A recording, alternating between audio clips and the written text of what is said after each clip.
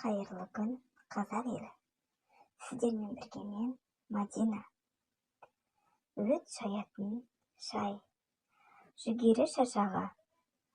Тұнба дайындау үшін термосқа жарты литр қайнаған су құйып, оған 3 шай қасық жүгері шашағын саласыз. Жарты сағат тұндыру керек. Дайын болған тұнбаға бірдей пропорцияда су құясыз. Қайнаған су.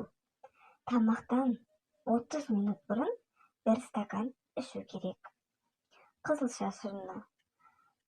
Қызылшаны шала піскен суға қайнатып аласыз. Сусын үккіштен өткізіп, дәкеге салып, шырын сығып алады.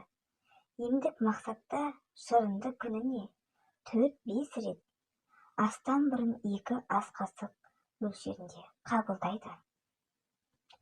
Жалбыз жапырағы. Өт қызметін қалыпқа келтіруде жалбыз жапырағынан дайындалған шайдың көмегі өте күшті. Ол жүрек айну мен оң жақ бүйректегі ауырлықты да жояды. Жапырақтарды суға салып қайнатып, дайын болған шайды күніне 2-3 стакан қант қоспай ішу керек. Өсімдік майы. Жарты стакан майды қыздырып, жылы күйінде ішіп, 10 бүйірмен жатыңыз. Қабырғаңыздың астынан қыздырғыш қою маңызды.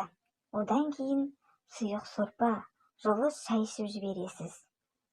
Бақбақ тұнбасы.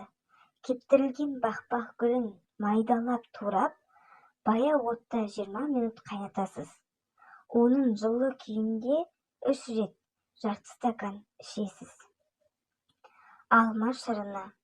Жасыл сұрыпты алмадан дайындалған табиғи химикатсыз шырынды 1 ай бойы үзіліссіз күніне 3 рет жарты стаканнан ішу керек.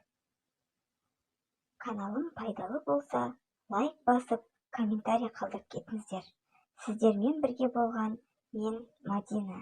Каналға тіркелуді ұмытпаңыздар. WhatsApp желісіне таратсаңыздар, көп рахмет. Алла разы болсын.